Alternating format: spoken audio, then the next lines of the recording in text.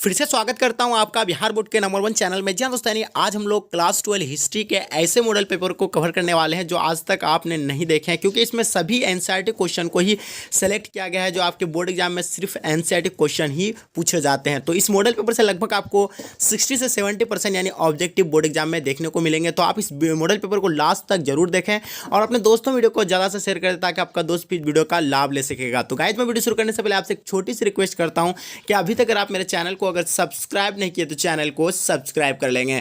चलिए गाइस, मैं वीडियो शुरू करने से पहले आप लोगों को एक बात बता देता चाहता हूं कि आप अगर रेगुलर रोज क्लास लाइव क्लास आना चाहते हैं, जुड़ना चाहते हैं, तो आप एक डिस्क्रिप्शन में एक लिंक दिया है उस चैनल का जाकर के उस चैनल को जाकर के आप सब्सक्राइब कर लेंगे। और 7 बजे रोज उसमें हम लोग लाइव क्लास आते हैं। 7 बजे यानी 7 बजे PM हम लोग रोज यानी लाइव क्लास आते हैं। ठीक है, रोज यानी PM हम लोग क्या है 7 बजे PM क्या है रोज यानी लाइव क्लास आते हैं। तो आप यहाँ जुड़ सकते हैं और अपने लाइव टेस्ट दे सकते हैं। ठीक है अपने। तो चलिए गाइस, तो हम लोग वीडियो को शुरू करते हैं। तो चलिए, आपके सामने फर्स्ट क्वेश्चन आ गया, ध्यान से देखिएगा क्या कह रहा है इसमें कि ये हिस्ट्री का मॉडल पेपर है। ठीक है, और ये इसमें 50 ऑब्जेक्टिव है। ठीक है, तो पहला क्वेश्चन है जो आपके स्क्रीन पे है, ध्यान से देखिएगा। इसमें क्या कह रहा है कि हड़प्पा सभ्यता का सबसे बड़ा नगर कौन था। बहुत ही इंपॉर्टेंट क्वेश्चन है।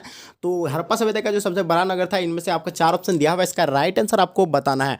तो जैसे कि आपको पता होगा कि जो हड़प्पा सभ्यता के सबसे बड़ा नगर माना जाता है वो मोहनजोदड़ो है। ठीक है, क्या यानी मोहनजोदड़ो था। ठीक है, option number A will be the right answer हो जाएगा। चलिए फिर हम लोग नेक्स्ट क्वेश्चन को देखते हैं जो आपके स्क्रीन पे, ध्यान से देखिएगा। हड़प्पा सभ्यता किस युग की सभ्यता है। हड़प्पा सभ्यता किस युग की सभ्यता। आपके सामने 4 ऑप्शन दिया हुआ है, लोह युग और क्या कांस्य युग, इसका ग और ख दोनों, इससे इनमें से कोई नहीं। तो देखिए इस क्वेश्चन की हड़प्पा सभ्यता किस युग की सभ्यता, जैसे कि आपको पता होगा कि हड़प्पा सभ्यता यानी कांस्य युग की सभ्यता। ऑप्शन नंबर ख will be the right answer हो जाएगा।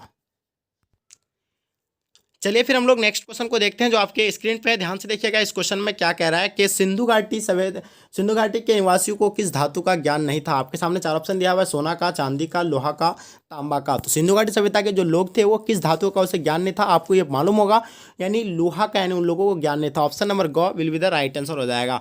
चौथा नंबर क्वेश्चन को देखिएगा, हड़प्पा किस नदी के किनारे स्थित है। हड़प्पा किस नदी के किनारे स्थित है।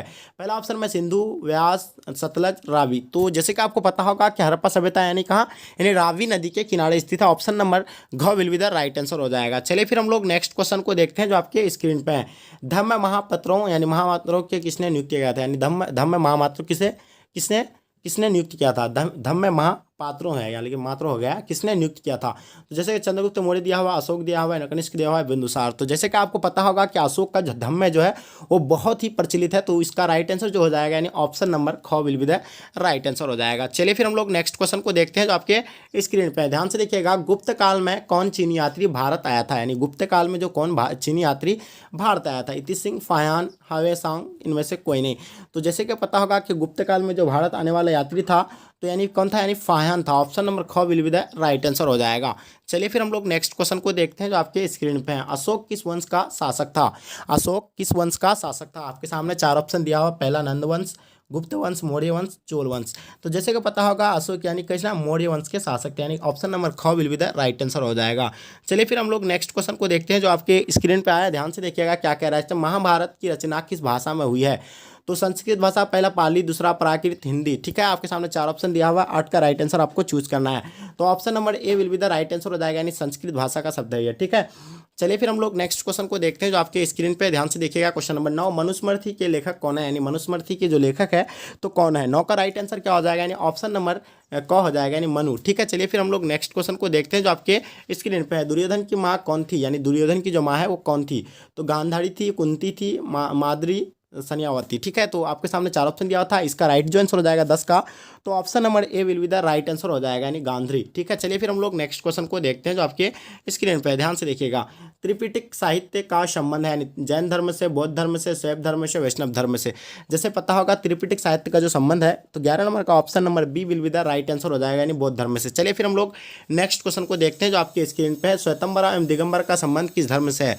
तो श्वेतंबरा एवं दिगंबर का संबंध जो है आप यानी किससे है, तो आपके सामने पहला 4 ऑप्शन दिया हुआ है। पहला ऑप्शन में हिंदू, बौद्ध, शैव, जैन। तो जैसे पता होगा श्वेतंबरा एवं दिगंबरा का जो संबंध है तो 12 का ऑप्शन नंबर डी होगा, यानी जैन धर्म से संबंधित है। Option number D will be the right answer हो जाएगा। चलिए फिर हम लोग नेक्स्ट क्वेश्चन को कवर करते हैं। अबुल फजल कीर्ति आईने अकबरी में किसके शासन का वर्णन है, ठीक है। तो आपके सामने 4 ऑप्शन दिया हुआ है, तो इसका राइट जो आंसर हो जाएगा तो ऑप्शन नंबर क्या हो जाएगा 13 का, option number B will be the right answer हो जाएगा, यानी अकबर का। चलिए फिर हम लोग नेक्स्ट क्वेश्चन को देखते हैं जो आपके स्क्रीन पे ध्यान से देखिएगा। तंबाकू पर किस शासक ने प्रतिबंध लगाया था, तो तंबाकू का जो सबसे पहले जो सेवन किया गया था वो अकबर के द्वारा किया गया था, और इस पर जो प्रतिबंध जो लगाया गया था वो जहांगीर के द्वारा लगाया गया था। ऑप्शन नंबर ग will be the right answer हो जाएगा। चलिए फिर हम लोग नेक्स्ट क्वेश्चन को देखते हैं जो आपके स्क्रीन पे है।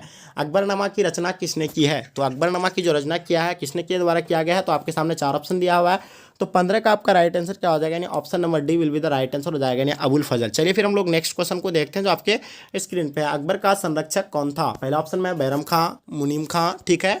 उसके बाद दूसरा ऑप्शन में अब्दुल लतीफ़, उसके बाद चौथा ऑप्शन में क्या दिया, हुमायूं।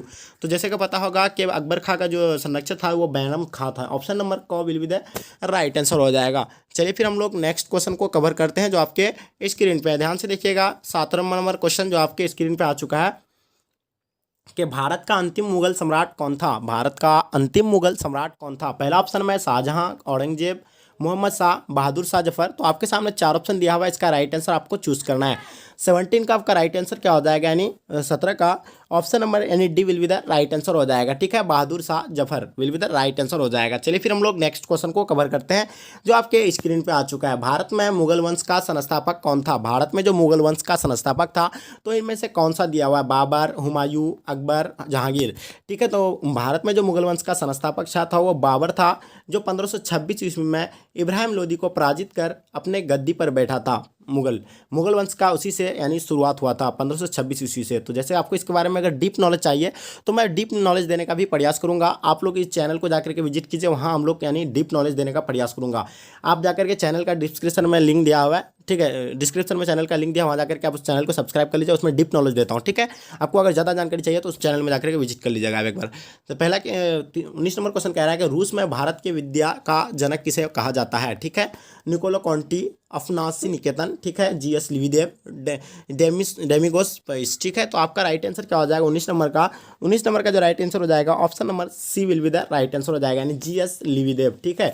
चलिए फिर हम लोग नेक्स्ट क्वेश्चन को देखते हैं जो आपके स्क्रीन पे ध्यान से देखिएगा क्या कह रहा है इस क्वेश्चन में कि हम्पी नगर किस साम्राज्य से संबंधित है, यानी हम्पी नगर जो है वो किस साम्राज्य से संबंधित है, मौर्य साम्राज्य से, गुप्त साम्राज्य से, महामनी साम्राज्य से, विजयनगर साम्राज्य। तो जैसे पता होगा कि ये जो विजयनगर साम्राज्य से यानी संबंध है, ऑप्शन नंबर ग will be the right answer हो जाएगा। चलिए फिर हम लोग नेक्स्ट क्वेश्चन को देखते हैं। विजयनगर का महानतम शासक कौन था, पहला ऑप्शन वीर सिंह, कृष्णदेव राय, अच्युत राय, सदाशिव राय, ठीक है। जैसे कि पता होगा कि विजयनगर जो महानतम शासक था वो कृष्णदेव राय को माना जाता है, तो इसका ऑप्शन नंबर ख will be the right answer हो जाएगा।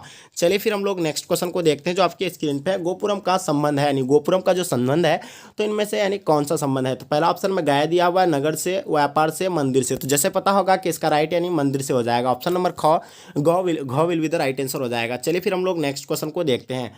निम्न में से महिला संत यानी कौन थी, इनमें से यानी महिला संत कौन थी, जैसे कि पता होगा मीरा भी एक महिला संत थी, अंडाल, कराईकल, इनमें से यानी सभी हो जाएगा। तो इसका राइट आंसर क्या हो जाएगा, यानी इनमें से सभी हो जाएगा। चलिए फिर हम लोग नेक्स्ट क्वेश्चन को देखते हैं जो आपके स्क्रीन पे आ गया। ध्यान से देखिएगा क्या कह रहा है इसमें। ख्वाजा मोइनुद्दीन चिश्ती की दरगाह कहाँ है, यानी ख्वाजा मोइनुद्दीन चिश्ती की जो दरगाह है जो वो कहाँ पे, पहला ऑप्शन में दिल्ली दिया हुआ है, आगरा दिया हुआ है, जयपुर, अजमेर। तो जैसे कि पता होगा ये बहुत ही आप सब भी जानते हैं, ये इंपॉर्टेंट क्वेश्चन है जो आप बार बार ये क्वेश्चन पूछे जाते हैं हर ईयर में, ठीक है।